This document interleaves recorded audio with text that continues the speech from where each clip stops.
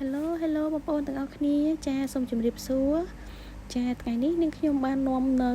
សម្លមួយមុខទៀតហើយយកមកចែករំលែកបងប្អូនទាំងអស់គ្នា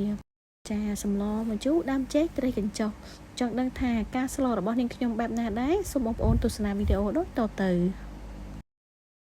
ចាជាដំបូងហ្នឹងគឺយើងដាំទឹកសម្លឲ្យពុះទៅបន្ទាប់មកយើងជ្រុំប្រហុកចាក្នុងកំឡុងពេលដែលជ្រុំប្រហុកហ្នឹងគឺនាងខ្ញុំបង់រំដេងចូលពីចំណិតដែរណាបងប្អូនចាយើងជ្រុំប្រហុកហើយនៅពេលដែលទឹកសម្លពុះហើយគឺនាងខ្ញុំបានដួសចាកាកពពុះនោះចេញណាបងប្អូនចាហើយនាងខ្ញុំបានបង់ម្ទេស3ផ្លែចូលនៅក្នុងឆ្នាំងសម្លនាងខ្ញុំដែរហើយបន្ទាប់មកនាងខ្ញុំដាក់ត្រលឹងទឹងចូលចាម្ជូរត្រលឹងទឹង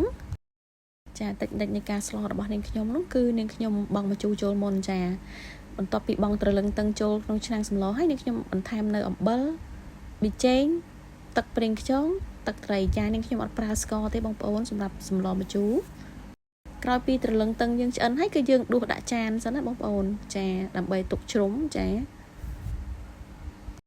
នាងខ្ញុំស្រង់ម្ជូរត្រលឹងទឹងចេញហើយនាងខ្ញុំជ្រុំឲ្យបែកហើយនាងខ្ញុំដាក់ចូលទឹកសម្លវិញមូលហេតុដែលខ្ញុំបង់គ្រឿងទេសហើយនឹងម្ជូរមុននេះគឺដើម្បីចង់រក្សាពណ៌នៅដើមចេកចាគឺអត់ឲ្យដើមចេកយើងខ្មៅទេបងប្អូននៅពេលដែលនាងខ្ញុំបង់ម្ជូរត្រលឹងទឹងចូលវិញហើយនាងខ្ញុំបង់ត្រីចូលតែម្ដងចា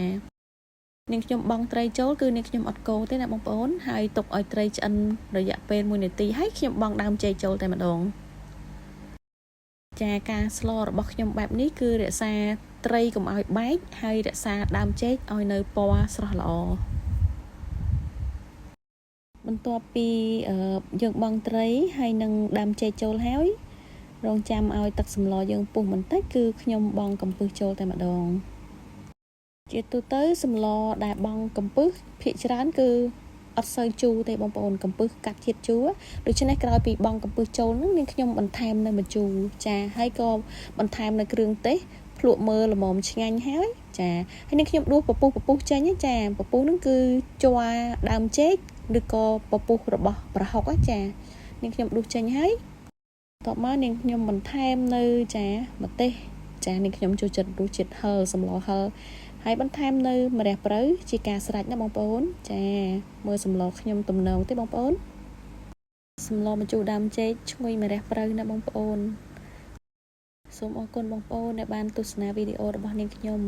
សូមជូនពរឲ្យបងប្អូនជួបប្រទះតែសេចក្តីសុខនិងសុខភាពល្អចាសូមជម្រាបលា